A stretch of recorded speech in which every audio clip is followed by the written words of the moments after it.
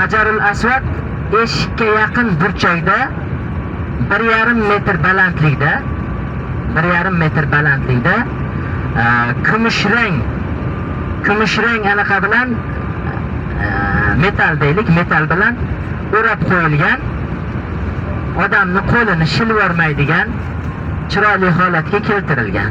Qo'lini yoki yuzini kimdir solsa, Hajarul Aswadni o'pishga harakat qilsa, aytib shilinib ketmaydigan qilib, chiroyli qilib o'rab qo'yilgan, yaltiroq bilan. Buni rasmlarini ko'p, hozir internetda hamma ko'rib qoldi. Oldin rasmini ko'rish ham jamoammo bo'lgan, asli o'zini ko'rish juda qiyin bo'lgan.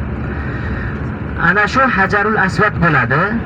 Hajarul Aswadni oldidan demak kim imkon qilsa deydi, o'pib Hajarul Aswadni istilom qiladi.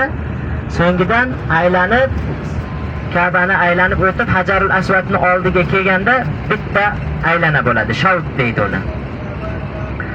Bitta shavt bo'ladi. Mana shu shavtdan 7 ta bo'ladi. 7 shavt bir tavof bo'ladi. 7 marta aylangandan keyin 7 marta har doim shuni takrorlaymiz. Ya'niki Hajarul Aswadni oldiga keldik. Endi bugun hozir Hajarul Aswadni borib o'pishlikning imkoniyati yo'q. Nima qilamiz? Qo'limizni Hajarul Aswadga qarab ko'taramiz. Bismillahi, Allohu akbar deymiz. Kimdir masalan qo'lini o'pib qo'ysa ham, o'pmasa ham ahamiyatsiz, asosiysi Allohni ulug'lash bor. Bismillah, Allohu akbar, kimdir valillahil hamdni ham qo'shishi mumkin. Mana shu yerdan ketamiz. Inshaalloh ustozimiz Tohirjon akam har bitta tavofni alohida duosi bor. Har bitta tavofga shu aytilgan duoni o'qiydilar. Tohirjon akam oldida yursalar, orqada men yuramanda jamoa bo'lib, guruh bo'lib ado qilamiz, xudo xolasa. Tavofda qarang, adashmaysiz-da shunda. Tavofda masalan birinchi tavofda aytiladigan duo, ikkinchi tavofda aytiladigan duo, uchinchi tavofda aytiladigan duo, 3 ta avvalgisida erkaklar 10 yelkani ochib olamiz. Ungacha ochmay turamiz. 10 yelkamizni ochib olib, 3 ta avvalgisida asli yarmulu deydi. Sal lo'kilaganga o'xshash kerak-ku, lekin hozir uni imkoniyati bo'lmayapti. Odam zahma bo'lganligi e'tiboridan bu narsani imkoniyatini topib bo'lmayapti. Shuning uchun erkaklar ham endi sekinroq oddiy holatda aylanib qo'yilaveradi. Xullas shu holatda 7 marta aylanganimizdan keyin maqomi Ibrohimda namoz o'qiymiz. 2 rakat. Bilgan odam birinchi rakatiga kafirunni, ikkinchi rakatiga ixlosni zamsura qiladi. Bilmagan odamlar bilgan surasini zamsura qilaveradi. 2 rakat namoz o'qiganimizdan keyin Safoga o'tib ketish joyi bor. Safoga o'tib ketish joyida Zamzam bor. Zamzamni to'ygunicha ichadi deydi. Zamzam ichishlikdan oldin duo qilinadi. Ma'sur duo qaysi edi? Allahumma inni as'aluka ilman nafi'an wa rizqan wasi'an wa amalan mutaqabbala. Ey Allohim, sendan foydali ilm so'rayman, keng rizq so'rayman va qabul qilinadigan, qabul bo'ladigan amal so'rayman deb duo qilamiz. Zamzam ichishlikdan oldin qilingan duo. Undan keyin Safoga ko'tarilamiz.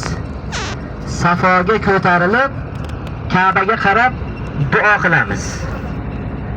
Inna safa wal marwata min sha'airillah faman hajja al-bayta aw i'tamara fala junaha alayhi an yatawwafa bihima wa man tatawwa'a khayran fa inna Alloha shakirun alim. Safa bilan Marva Allohning shiorlaridan.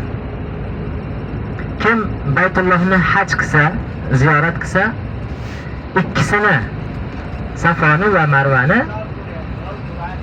tavof qilsin. Fala junaha alayhi degani unga haraj yo'q degani, gunoh yo'q deb keladi. Gunoh yo'q ma'nosini ham berishadi.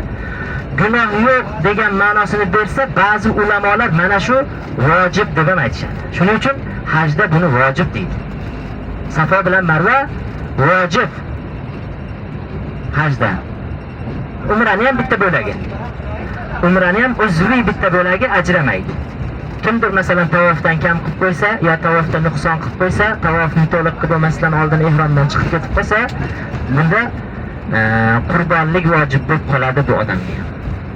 Qurbonlik vojib bo'lib qoladi. Demak, Safoga ketarildik, Ka'baga qarab duo qildik. Duo la ilaha illalloh vahda, Alloh taoloni yagonaligi, va anjaza va'da va nasara abda degan duo bor. Mana shu duoni kimdir yodlagan bo'lsa, mana shuni qiladi. Yodlamagan bo'lsa, ko'ngildan chiqqanini qilaveradi. Nima chiqsa qilaverasiz. Inna safa val marva oyatni bilsangiz o'qiysiz, bilmasangiz yana ko'ngildan chiqqan duoni qilaverasiz.